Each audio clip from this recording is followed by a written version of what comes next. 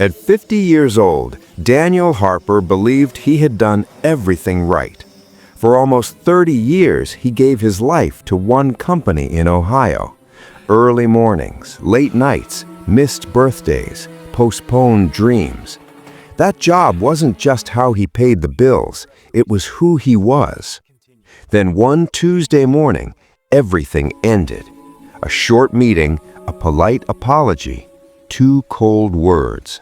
Company restructuring. 10 minutes later, Daniel walked out with a cardboard box in his hands and a future he didn't recognize. He sat in his car for a long time, staring at the steering wheel, wondering how he would tell his wife. At home, the house felt unusually quiet. Savings were limited. Job applications disappeared into silence. Some recruiters never replied. Others spoke carefully, but Daniel heard what they meant. You're too old. For the first time in his life, he felt invisible. Weeks passed. Confidence faded. Fear grew louder. Until one evening, while cleaning his garage, Daniel found an old toolbox. It reminded him of who he used to be, a man who loved fixing broken things just for the satisfaction of making them work again.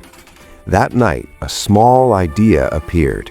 Not big, not perfect, just brave enough to stay.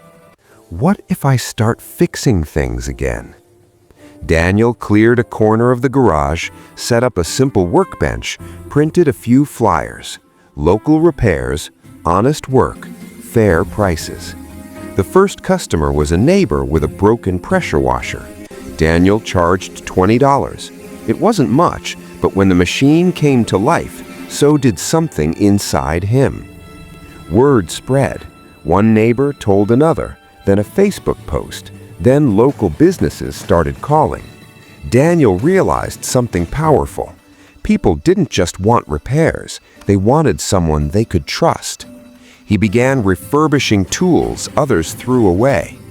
His experience, once ignored, became his greatest strength. The garage filled up, orders increased, every dollar was reinvested. Better tools, a simple website, a used delivery van. He worked long hours again, but this time the work was his. 1 year later, Daniel hired his first employee, another man who had been laid off. 2 years later, the business crossed $1 million in revenue. The day Daniel moved out of the garage, he stood there alone for a moment. That space, once filled with fear, now stood as proof of resilience. Daniel didn't go viral. He didn't have investors. He didn't get lucky. He started small, when starting over felt terrifying. Today, when people ask how he did it, Daniel smiles and says, "Getting fired at 50 wasn't the end of my story. It was the first time I wrote one myself."